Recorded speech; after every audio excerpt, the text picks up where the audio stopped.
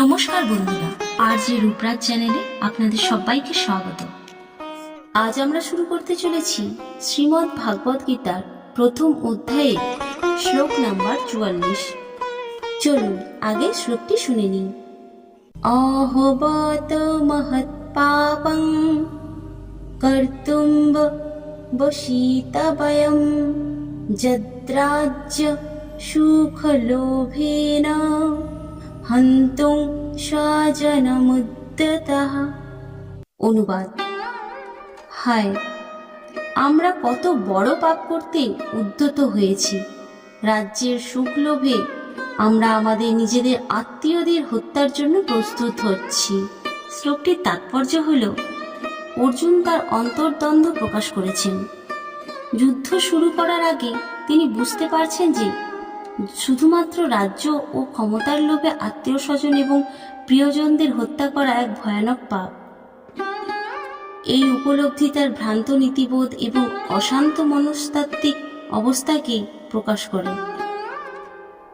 অর্জুন এই যুদ্ধকে কেবলমাত্র শারীরিক সংঘর্ষ নয়, বরং একটি নৈতিক সংকট হিসেবেও দেখেছেন। এই শ্লোকের মাধ্যমে বোঝা যায় যে মানব জীবনে ক্ষমতা ও সম্পদের জন্য আত্মীয় স্বজন এবং ধর্মীয় মূল্যবোধের ত্যাগ বড় ভুল। এই শ্লোকটি থেকে আমরা যে শিক্ষাগুলি পাই সেগুলি হল: লোভের পরিণতি। ক্ষমতা এবং ভোগের লোভ আমাদের নৈতিকতা ও সম্পর্ক নষ্ট করতে পারে।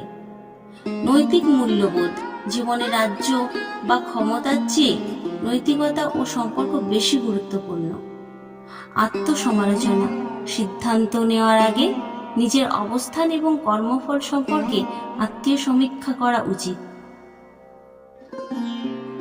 সংযম এবং সঠিক সিদ্ধান্ত: সঠিক পরিস্থিতিতেও সংযম বজায় রেখে নৈতিক সিদ্ধান্ত নেওয়া গুরুত্বপূর্ণ।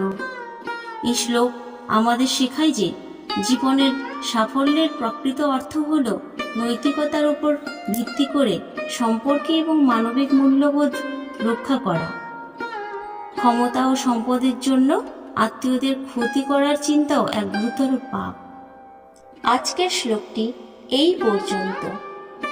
পরবর্তী শ্লোক ও তার তাৎপর্য শোনার জন্য আপনারা আমাদের চ্যানেলটি সাবস্ক্রাইব করে পাশে থাকা বেল আইকনটি প্রেস করুন, যাতে আমাদের ভিডিও আপলোড হওয়ার সঙ্গে সঙ্গে আপনাদের কাছে নোটিফিকেশন চলে যায়। আর আমাদের ভিডিওটি যদি আপনাদের ভালো লেগে থাকে তাহলে ভিডিওটিকে লাইক করে শেয়ার করে দেবেন। আপনাদের সাপোর্ট আমাদের অনুপ্রাণিত করবে। রাধে রাধে।